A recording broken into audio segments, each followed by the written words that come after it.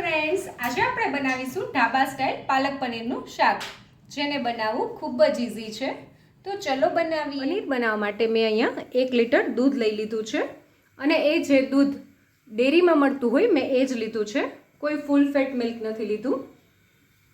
અને હવે આપણે પહેલાં દૂધને થોડું ગરમ કરી લેવાનું છે.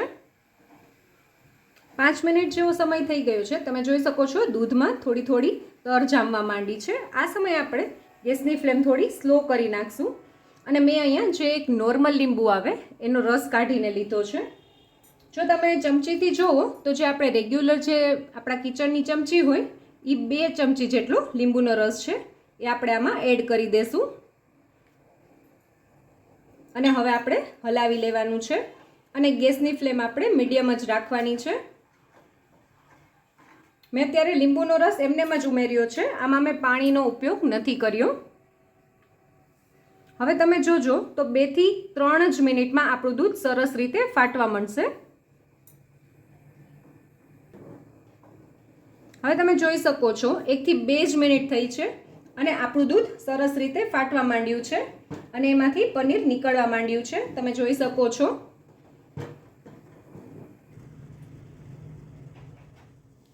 તમે જોઈ શકો છો લીંબુ ઉમેર્યું ને 3 થી 4 જ મિનિટમાં સરસ પનીર ઉપર દેખાવા માંડ્યું છે અને પાણીનો ભાગ નીચે રહી ગયો છે. પનીર ઉપર જ બધું આવી ગયું છે. હવે આપણે હજી 1 મિનિટ સુધી આવી જ રીતે થવા દેશું અને પછી આપણે ગેસની ફ્લેમ બંધ કરી દેશું. હવે આપણે ગેસની ફ્લેમ બંધ કરી દેશું. મેં અહીંયા એક કાણાવાળા વાસણનો ઉપયોગ કર્યો છે પનીરને કાઢવા માટે. તમે કોઈ પણ કાણાવાળા વાસણનો ઉપયોગ કરી શકો છો. આપણે આવી રીતે વાટકામાં કોઈ પણ સુતરાઉ કપડાને લઈ લેવાનું છે અને હવે આપણે આમાં પનીરને લઈ લેશું. હવે આપણે પનીરનું જે બધું પાણી છે એ આવી રીતે આમાં કાઢી લેશું. મેં આની નીચે એક વાટકો રાખ્યો છે જેમાં એક્સ્ટ્રા પાણી બધું વયું જશે.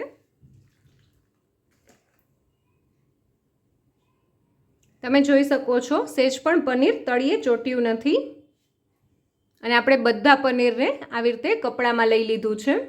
હવે આપણા પનીરમાં સહેજ પણ લીંબુના રસની સ્મેલ ના આવે એના માટે આપણે ઠંડા પાણીની મદદથી અથવા કોઈ પણ નોર્મલ વોટરથી આપણે સરસ પનીરને આવી રીતે ધોઈ લેવાનું છે, જેથી કરીને એની કુકિંગ પ્રોસેસ પણ સ્ટોપ થઈ જાય અને જે લીંબુનો રસ આપણે આમાં એડ કર્યો છે એની ખટાશ પણ આમાં રહે નહીં. અને હવે આપણે આનું પોટલી જેવું બનાવી નાખવાનું છે, જેથી કરીને જે એક્સ્ટ્રા પાણી બચ્યું હોય પનીરમાં એ બધું નીતરી જશે. જોઈ શકો છો મેં આની એકદમ સરસ ટાઈટ પોટલી બનાવી લીધી છે, જેથી કરીને આમાં જે પણ એક્સ્ટ્રા પાણી હશે એ બધું આવી રીતે કાણાવાળા વાટકાની મદદથી નીકળી જશે. અને આપણે આની ઉપર સહેજ પણ વજન મૂકવાની જરૂર નથી. તમે આવી જ રીતે પોટલીને 1 કલાક સુધી રહેવા દેશો તો પનીરમાંથી બધું પાણી નીકળી જશે. 1 કલાક થઈ ગઈ છે. હવે આપણે પનીરની જે આ પોટલી વાળી છે એ આપણે ખોલી લેશું. તમે જોઈ શકો છો આપણું પનીર એકદમ સરસ પાણી વગરનું થઈ ગયું છે, એકદમ ડ્રાય. હવે આટલા દૂધથી જોઈએ તો આપણે 119 ગ્રામ જેટલું પનીર આપણું રેડી થયું છે. તમે જોઈ શકો છો. અને હવે આપણે પનીરના પીસ કરી લઈએ. અહીંયા આપણે પનીરના ટુકડા કરી લીધા છે. પાલકને આપણે બાફવાની છે એના માટે મેં અહીંયા તપેલામાં થોડું પાણી લઈ લીધું છે. હવે આપણી પાલકનો સરસ ગ્રીન કલર જળવાઈ રહે એના માટે આપણે આમાં થોડીક ½ ટીસ્પૂન જેટલી ખાંડ એડ કરશું અને ½ ટીસ્પૂન જેટલું મીઠું એડ કરશું. હવે મેં અહીંયા 350 ગ્રામ જેટલી પાલક લઈ લીધી છે અને આપણું પાણી બી સરસ રીતે ગરમ થઈ ગયું છે. હવે આપણે પાલકને પાણીમાં એડ કરી દઈશું.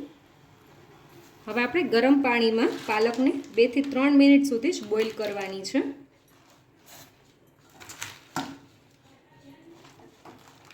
હવે આપણે ઢાબા સ્ટાઇલ પાલક પનીર બનાવીએ છીએ તો ઢાબામાં એવું હોય છે કે પાલક બાફતી વખતે થોડી કોથમીરનો પણ ઉપયોગ કરે છે એ લોકો, એટલે આપણે થોડી કોથમીર બી આમાં એડ કરી દઈશું. 2 મિનિટ જેવો સમય થઈ ગયો છે.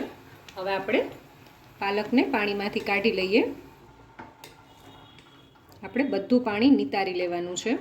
હવે આપણે પાલકને ઠંડા પાણીમાં એડ કરી દઈશું, જેથી કરીને એની કુકિંગ પ્રોસેસ પણ સ્ટોપ થઈ જાય અને એનો ગ્રીન કલર પણ સરસ રીતે જળવાઈ જાય.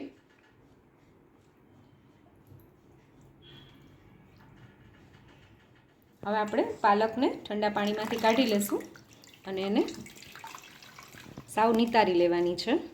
અને મિક્સર જારમાં લઈ લેશું. હવે આપણે પાલકમાં એક મીડિયમ સાઇઝનું મરચું, 7 થી 8 લસણની કળી અને એક આદુનો ટુકડો આપણે નાખીને બધું સાથે ક્રશ કરી દેશું. તમે જોઈ શકો છો આપણે આ પાલકની સરસ સ્મૂથ પેસ્ટ રેડી થઈ ગઈ છે. હવે આપણે શાકનો વઘાર કરી લઈએ. હવે સૌથી પહેલાં આપણે 1 ટેબલ સ્પૂન જેટલું ઘી લઈ લઈશું. ઘીની સાથે જ આપણે 2 ટેબલ સ્પૂન જેટલું તેલ લઈ લેશું. તમે ઘીના બદલે બટરનો પણ ઉપયોગ કરી શકો છો. તમારે જો ખાલી તેલમાં વઘાર કરવો હોય તો તમે તેલમાં પણ વઘાર કરી શકો છો. હવે આપણે તેલમાં 1 ટીસ્પૂન જેટલું જીરું એડ કરશું. થોડી હિંગ એડ કરશું. થોડી 2 ઝીણી સમારીને મેં ડુંગળીને એડ કરી છે. હવે ડુંગળીને આપણે સરસ ગોલ્ડન બ્રાઉન થાય ત્યાં સુધી સરસ સાતળી લેવાની છે. જો તમે લસણ અને ડુંગળીનો ઉપયોગ ના કરતા હોય તો તમે આદુ અને મરચાંની પેસ્ટ નાખીને પણ શાકને વઘાર કરી શકો છો. તમે જોઈ શકો છો આપણી ડુંગળી સરસ રીતે ગોલ્ડન બ્રાઉન થઈ ગઈ છે. હવે આપણે ટમેટાની પ્યુરી એડ કરશું. ટમેટા આમાં નાખવા ઓપ્શનલ છે, પણ થોડો પાલકનો જે બીટરી ટેસ્ટ હોય એ વયો છે, એના માટે આપણે આમાં ટમેટાનો યુઝ કરશું. મેં અત્યારે 1 ટમેટાની પ્યુરીને આમાં એડ કરી છે. હવે આપણે આમાં 1/2 ટીસ્પૂન જેટલું મીઠું એડ કરશું અને 2 થી 3 મિનિટ સુધી ટમેટાની પ્યુરીને આમાં સરસ પકાવી લેશું, જેથી કરીને ટમેટાનો જે કાચો ટેસ્ટ છે એ ગ્રેવીમાં ના આવે. તમે જોઈ શકો છો આપણી જે ટમેટાની પ્યુરી છે એ એકદમ સરસ ચડી ગઈ છે. હવે આપણે જે પાલકની પ્યુરી બનાવી છે એ આમાં એડ કરી દઈશું. હવે આપણે આમાં પાલકની પ્યુરી એડ કરી દીધી છે. હવે આપણે મિક્સર જારમાં થોડું પાણી નાખીને આપણે શાકમાં એડ કરી દઈશું. હવે આપણે બધા મસાલા એડ કરી દઈએ. તો 1/2 ટીસ્પૂન જેટલી હળદર, 1 ટીસ્પૂન જેટલું રેગ્યુલર લાલ મરચું, 1 ટીસ્પૂન જેટલું ધાણા જીરું. આપણે ટમેટાની પ્યુરી નાખતી વખતે પણ થોડું મીઠું એડ કર્યું છે, તો આપણે થોડું મીઠું પાછું એડ કરશું. 1 ટીસ્પૂન જેટલું ગરમ મસાલો, 1 ટીસ્પૂન જેટલો કિચન કિંગ મસાલો. હવે આપણે પહેલાં બધો મસાલો મિક્સ કરી લેશું. હવે આપણે આમાં 1 ટીસ્પૂન જેટલી કસૂરી મેથી એડ કરશું અને આપણા શાકને એકદમ સરસ ક્રીમી ટેસ્ટ દેવા માટે જે ઘરની મલાઈ હોય એ આપણે આમાં 1 ટીસ્પૂન જેટલી એડ કરશું અને હવે આપણે બધું સરસ રીતે મિક્સ કરી લેશું. હવે આપણે લાસ્ટમાં થોડું પનીર આમાં એડ કરીને શાકને થોડી વાર માટે ચડવા દઈશું.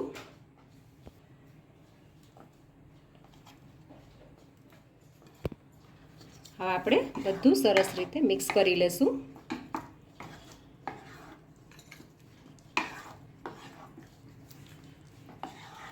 હવે આપણે ઢાંકણ ઢાંકીને શાકને થોડી વાર માટે ચડવા દઈશું. 1 થી 2 મિનિટ જેવું થઈ ગયું છે અને તમે જોઈ શકો છો આપણા શાકમાંથી સરસ તેલ છૂટું પડવા માંડ્યું છે. અને હવે આપણે આ સમયે ગેસની ફ્લેમ બંધ કરી દઈશું અને શાકને સર્વ કરી લેશું. તો તૈયાર છે આપણું ઢાબા સ્ટાઇલ પાલક પનીરનું શાક. જો તમને મારો આ વિડીયો ગમ્યો હોય તો મારા વિડીયોને લાઈક કરજો, શેર કરજો અને મારી ચેનલ કુકિંગ વિથ ઉમા પુરોહિતને સબસ્ક્રાઈબ કરજો, જેથી કરીને આવા નવા વિડીયો હું તમારી સાથે શેર કરી શકું.